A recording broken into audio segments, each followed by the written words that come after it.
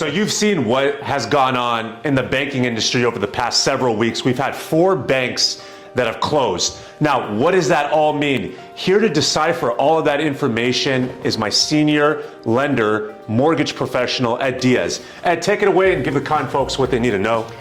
Okay, guys, it's no secret, right? I know you're probably thinking, oh my gosh, is the banking industry in chaos? Am I gonna lose all my money? Are all the banks going out of business? No.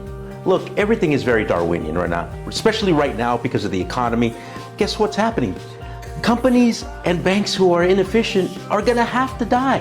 It's just part of it. It's just revealing now the chinks in those armors. The reality is that these banks were not well ran for the most part, right? So, not to throw anybody under the bus, but let me explain to you in very simple terms, because the beauty about numbers is that the numbers don't lie.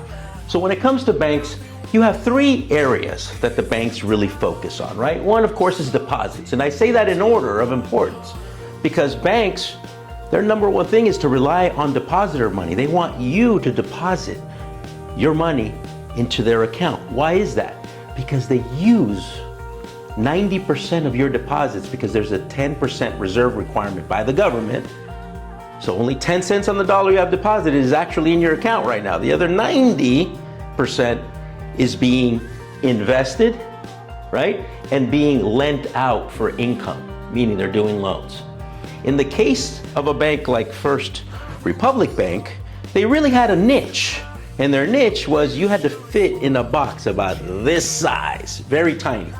And you had to be high net worth, have really great deposits with them, have super high credit scores, and 9 out of 10 times when you did a loan with them, you were doing what's called a jumbo loan. What's a jumbo loan? A loan that is $1 over the county limit, and those loan limits are set by Fannie Mae and Freddie Mac. You can look them up on Google, just Google them, you'll see them there. That was their niche.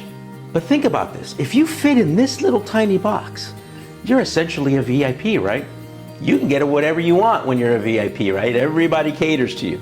So how were they actually catering to them on the lending side? They were giving them astronomically low interest rates. So let's just call it 1.25%, okay? They had a loan called the 11th District Cost of Funds. We like to call it the coffee loan. And that was about 1.25%. I have a friend who had one with millions of dollars in a loan on a mansion, obviously. Paying 1.25% interest only, by the way. They're not even paying principal. So their mortgage payment was very, very low. So consider that to be income, right? So First Republic is getting 1.25% income on that loan.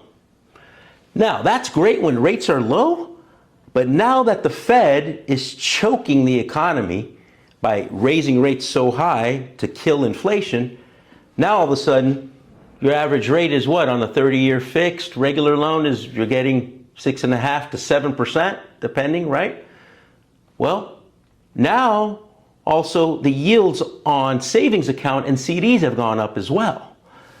So let's just say that now a savings account or a CD pays you 4%.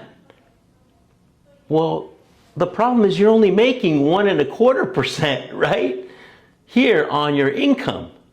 But the market expects you, depositors expect you to pay them 4%. You don't have that money, right? So guess what happens? The banks, other banks, your competition is luring your clients and your depositors away saying, hey, we'll give you 4%. Matter of fact, if you bring over even more money, we'll give you 4.25%.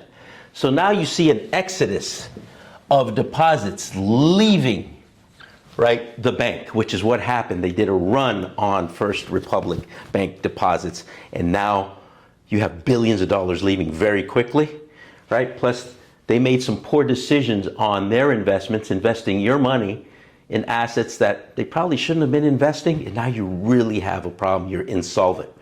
So guess what happens? The government takes over, which is what just happened, and they sold it for pennies on the dollar to Chase. Chase gets an asset at a major discount because they get all those deposits, right? And First Republic folds. Unfortunately, this is what happened to all 4 of these banks. And it's unfortunate, but again, like I said, it's very Darwinian. This needed to happen to create more efficiencies. We also need to have greater regulation on these banks. The reality is that some of them made some very questionable decisions and some very questionable investments that they probably shouldn't have been doing. If they would have been regulated, it might have been a different story. Now, I'm not a big proponent for a bunch of government and stuff, but we do need some regulation. Let's all agree on that. And so this is one of those cases, and here you are. These are the results.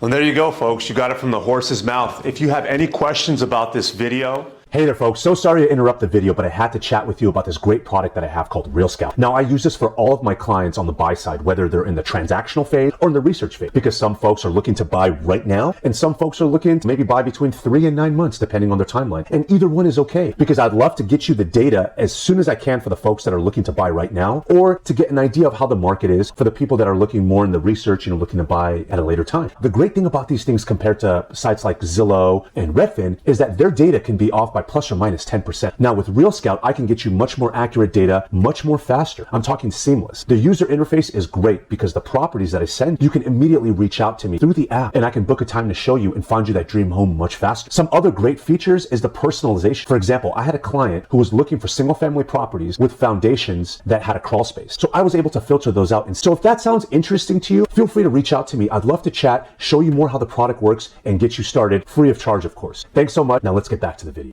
please drop us a line and we'll be happy to answer it for you. We do answer these questions, and we just want to make sure that all the unclear information, gets answered for you folks. So we appreciate you tuning in. Like, share, and subscribe, and more to come. Thank you so much.